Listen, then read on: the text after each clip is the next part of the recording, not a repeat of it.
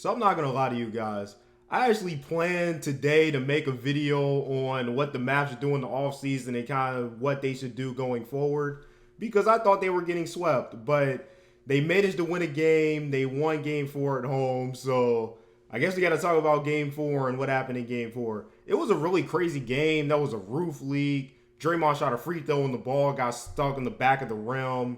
And so, yeah, there was a lot of crazy things that went on in this game. But nevertheless, the Mavs came out with the win. And before I get into what the Mavs did, at least what I noticed, especially seeing that second quarter, I think the Warriors were kind of resting and maybe not gave them the game, but I don't think the Warriors had the same intensity they've had the past 3 games to win this one. We saw a lot more Kuminga, which I thought Kuminga should have been playing a lot more in this series anyway. We saw a lot more Kuminga. We saw some Moses Moody in there.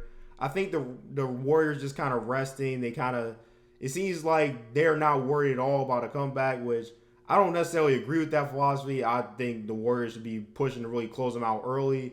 Because especially, you get teams momentum, and especially you're dealing with the Mavs who can get hot. I don't think giving them momentum is the best of ideas, but it seemed like that's more what they were going with, more rest. But even with that, they came back in the fourth. They was down, I think 29 was the Mavs' biggest lead. They were down 29 at one point, and they actually cut it to 8 with I think about 3 minutes to go. And it seemed like garbage time, but the Warriors bench players came in, played very well, and they made it a game. And then they put Curry back in, but then the Mavs pulled it out late. So as much as I say that, they still fought to the end. I think the story of this game, the Mavs shooters were just on. Finney-Smith had 23. He shot 9-13, 4-7 from 3. Bullock shot 6-10 from 3, and he really bounced back after the 0 for 10. Everybody's been memeing. He shot 0 for 10 in game 3, and he really came back, bounced back.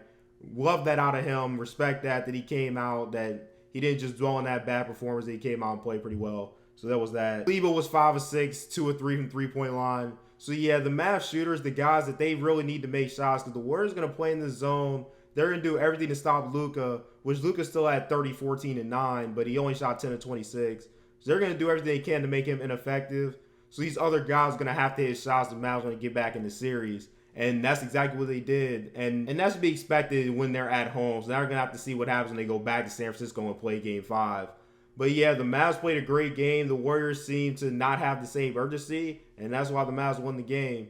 Well, let me know what you guys think. Subscribe to the channel. We talk about sports together, and I'll see you guys next time.